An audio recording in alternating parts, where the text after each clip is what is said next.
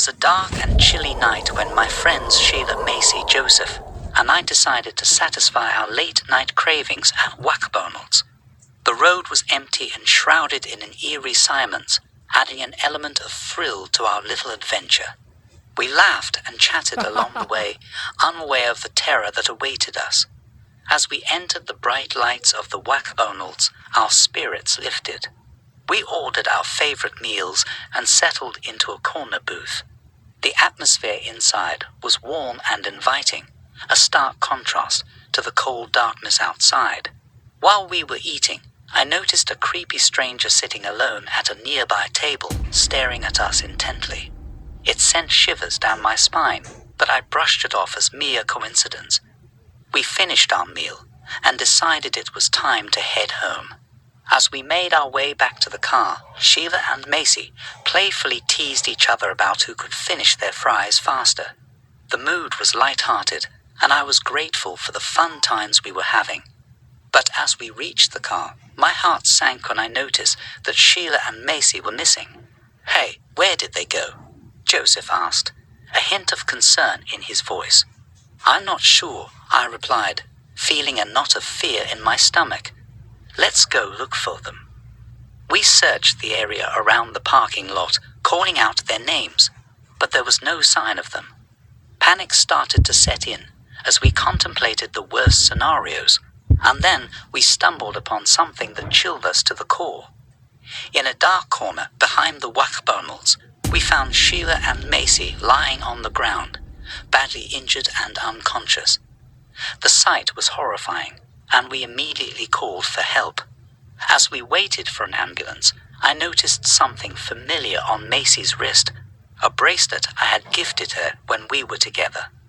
But that was impossible. We had broken up months ago. My mind raced as I tried to piece together the puzzle. I remembered a girl I had dated before Macy, a girl who had become obsessed with me and couldn't accept our breakup. It was her bracelet on Macy's wrist, which meant she had something to do with this. Fear gripped me as I realized that the creepy stranger at Whack-A-Bonald's must be none other than my ex-girlfriend. She had been stalking us the entire time, waiting for an opportunity to get to me. She must have followed us here, I whispered to Joseph, my voice trembling. "That's insane," Joseph exclaimed, disbelief written all over his face. "We need to be careful, Nathan." We stayed with Sheila and Macy until the ambulance arrived. The paramedics assured us they would do their best to save them, but the gravity of the situation weighed heavily on us. The police were called, and we recounted the events to them, including my suspicions about my ex-girlfriend. They promised to investigate and assured us that they would take the matter seriously. The plot twist came when the police revealed the shocking truth. They had indeed found evidence that my ex-girlfriend had been stalking us. However, they discovered that she had been murdered 2 weeks ago, and her body was found in a nearby town. Someone had been impersonating her this whole time. As fear engulfed us once again, we realized that the real threat was still out there, hiding in the shadows.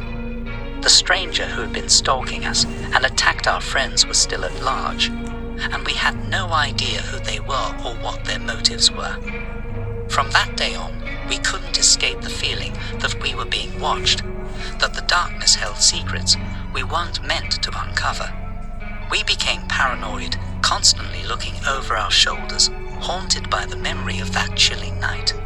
And so, our once carefree circle of friends turned into a group bound by fear and uncertainty, forever changed by the horrifying events that unfolded that night at Whack-A-Bonald's.